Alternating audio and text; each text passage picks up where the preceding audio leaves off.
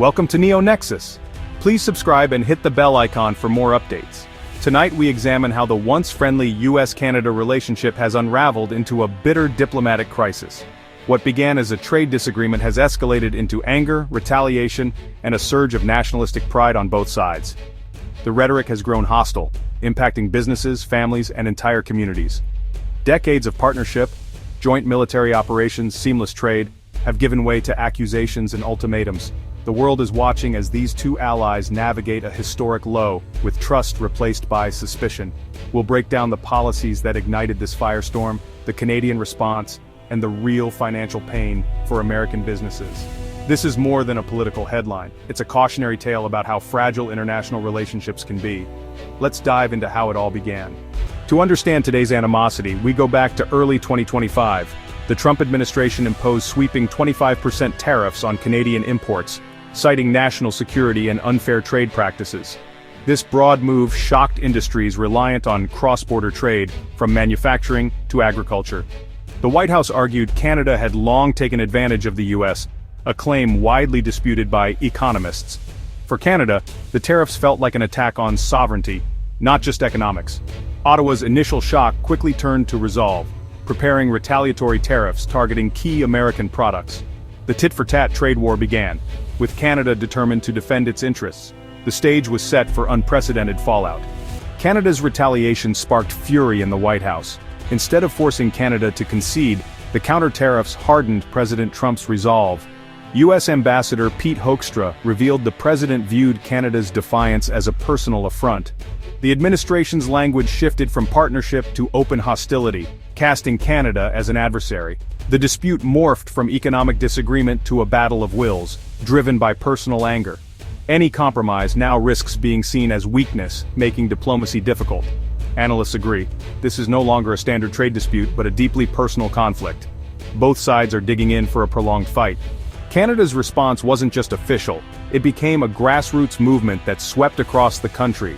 What started as a government policy quickly turned into a national cause, uniting Canadians from coast to coast.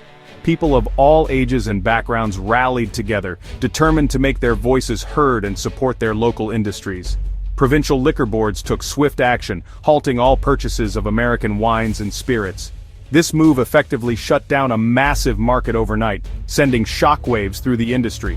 Shelves that once displayed popular U.S. brands were suddenly empty, replaced by signs explaining the boycott. The Liquor Control Board of Ontario, one of the world's largest buyers of alcohol, stopped $700 million in annual U.S. alcohol sales. This was a staggering blow, not just to American producers, but to the entire cross-border trade relationship.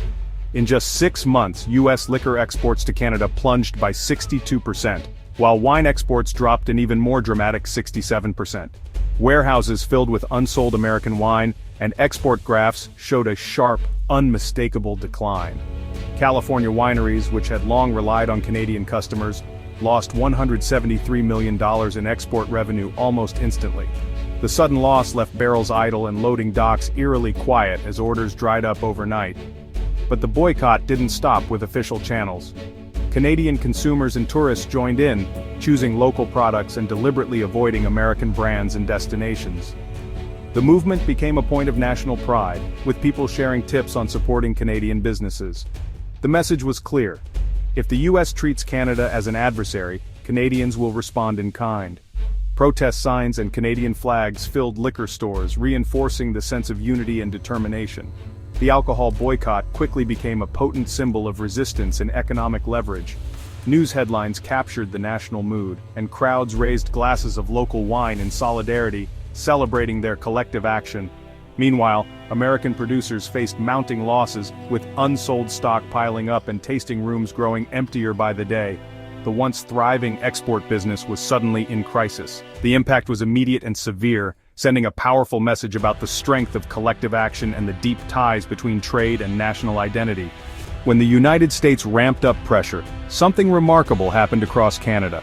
Instead of fracturing, the country came together as never before, igniting a powerful surge of national pride and unity.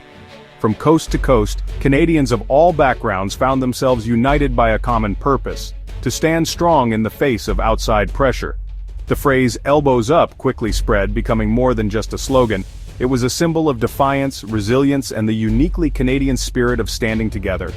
It echoed through rallies, social media, and everyday conversations, capturing the mood of a nation determined not to be pushed around. Stores couldn't keep up with demand for patriotic merchandise. Tens of thousands of hats, shirts, and pins emblazoned with maple leaves and bold slogans flew off the shelves as Canadians proudly displayed their support for the cause. Wearing these symbols became a statement, an act of solidarity and a visible rejection of what many saw as American bullying. In cities and small towns alike, people wore their patriotism on their sleeves, literally and figuratively. The media played a crucial role amplifying this new mood. Headlines blared messages of defiance with covers reading "Why Canada Will Never Be an American State" and editorials urging unity and strength. The national narrative shifted almost overnight. Canada was no longer seen as the quiet neighbor to the south, but as a strong, independent nation ready to chart its own course and defend its interests. Politically, the crisis brought dramatic change. The Prime Minister, criticized for being too conciliatory, resigned. In his place, voters chose a new leader who promised to stand firm and take a more defiant stance against American demands. The trade war became the defining issue of the day. Across the country, rallies and protests sent a clear message to politicians: don't back down, no matter the cost. This sense of unity has become more than just a fleeting reaction. It's now a long-term national strategy, shaping policy and public opinion, and bringing Canadians together across regions and backgrounds. Canada's stance on the world stage has fundamentally changed, with a new confidence and determination that is here to stay. While politicians argue, American businesses are feeling the pain. Canada was the largest, most reliable export market for many U.S. companies. Now that revenue is gone. Sagamore Spirit, a Maryland distillery, lost all Canadian sales, projecting a $2 million loss this year. Hope Family Wines in California saw a 10% drop, with unsellable stock stuck in Canada. The U.S. wine industry, which relied on Canada for 35% of exports, lost $173 million in 6 months. Years of investment and relationships vanished almost overnight. The administration miscalculated. Hurting Canada also hurt American producers. The economies are too intertwined for one to suffer without the other. Businesses are now the casualties of a political conflict they didn't create. The damage is deep and ongoing. This story is about more than tariffs. It's about a relationship fundamentally changed. The US and Canada have long prided themselves on being more than just neighbors. They were partners, allies, and friends. But recent events have left a mark that goes far deeper than economic numbers or political headlines. The wounds are personal, and the sense of loss is felt on both sides of the border. The US-Canada trade war has shattered trust built over a century. Generations of cooperation, shared values, and open borders have been called into question almost overnight. The sense of security that once defined this relationship has been replaced by uncertainty and doubt. Canadians now see the US as unpredictable and at times even hostile, a dramatic shift from the neighborly confidence that once existed. This new perception is not just a passing phase, it's a change in mindset that could last for years, if not decades. The social fabric is fraying. Canadians are leaving U.S. communities, pulling investments and changing travel habits. Families who once felt at home across the border now feel unwelcome, and the ripple effects are being felt in schools, neighborhoods, and businesses. For Americans, lost markets threaten jobs and local economies. For Canadians, it's higher costs but stronger support for local industries. The economic pain is real, but so is the resolve to adapt and find new ways forward. Ontario saw a 14% rise in Canadian alcohol sales as consumers shifted habits. This is just one example of how daily life is changing as people look for alternatives and try to support their own communities.